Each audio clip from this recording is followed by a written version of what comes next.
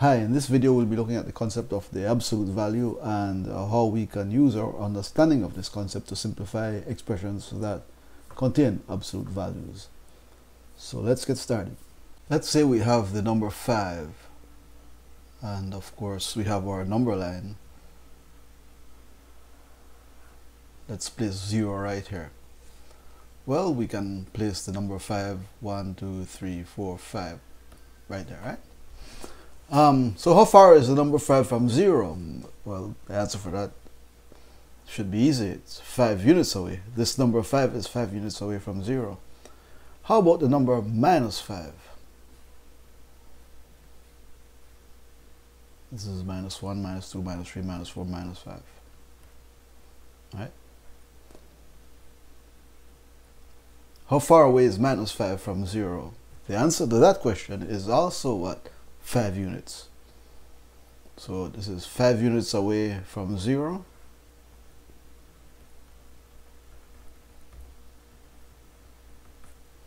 And this is also 5 units away.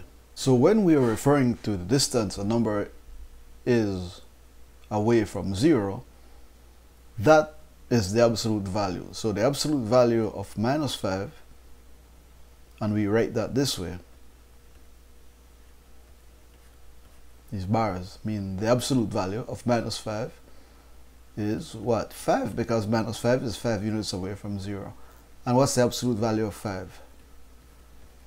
Well, also 5, because both of these are 5 units away from 0. Later on, when we look at equations and we have to solve them, this becomes a very important point to keep in mind. So let's look at a very simple example here. Suppose I have the absolute value of x is equal to 11.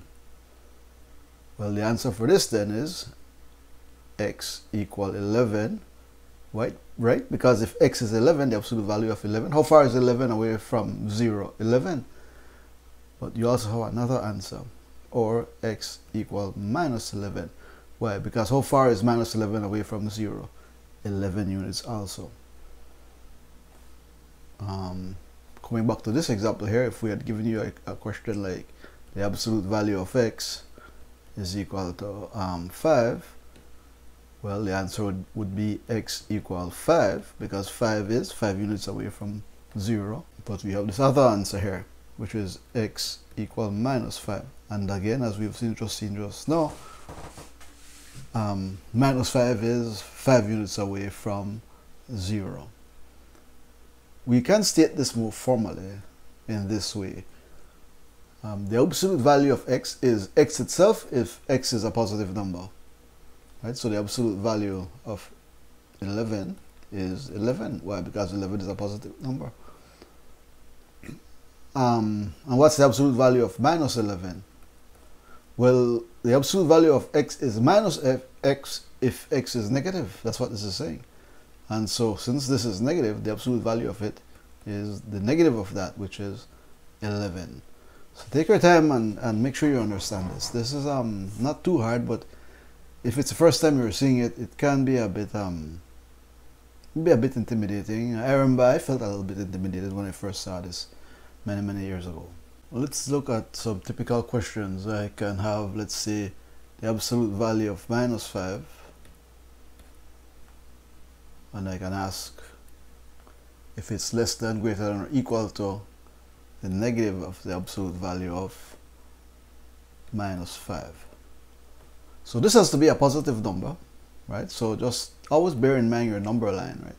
This is a positive number, so if that's 0, the absolute value of minus 5 is over here, right? And the negative of some absolute value is on this side. So that means this has to be greater than this. So I hope you understand that, right?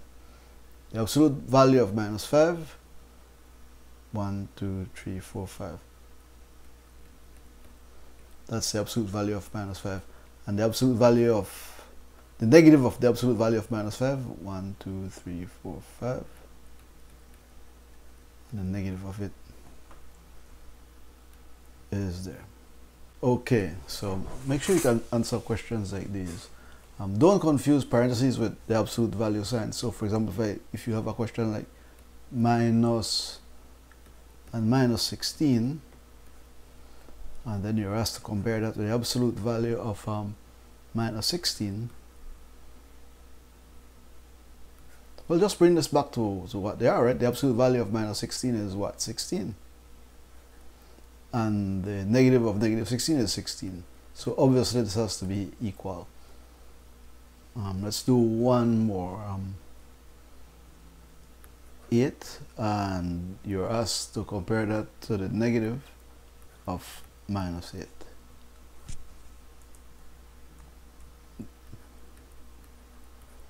Well, that's 8, and this is the absolute value of negative 8 is 8, and so that's minus 8, and of course 8 is greater than minus 8. So make sure you can do these things. Often you're given expressions to simplify. So let's take a look at this one. You're given, let's say, 24 minus the absolute value of 19 minus 3 times 6 minus 2. And we're done there. Alright, so we just continue to work. Be aware that the absolute value symbols have a grouping effect also. And so we say then this is 24 minus 19 minus 3 times 6 minus 2, 4. So remember, we have to do what's inside these parentheses first. You could probably do this a bit faster, but let's just take our time here. And so that's 19. The multiplication has to be done first, minus 12. So make sure you know your order of operations, right? So 24 minus 19 minus 12.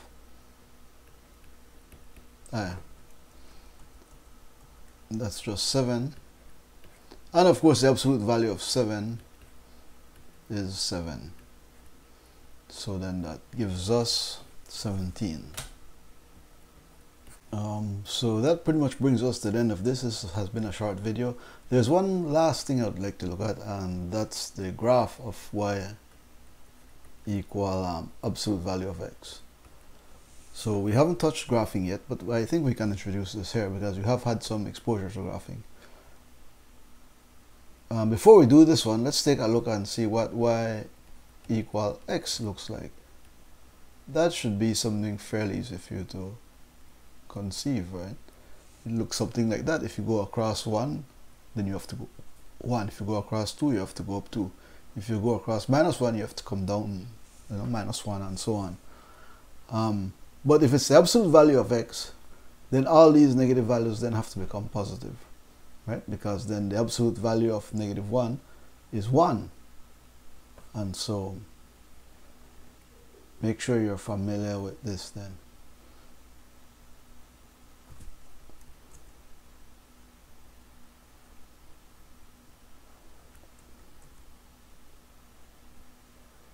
Right, and so these should be straight lines. So consult your textbook for better drawings of these, right? Okay, so that brings us to the end then. Bye for now.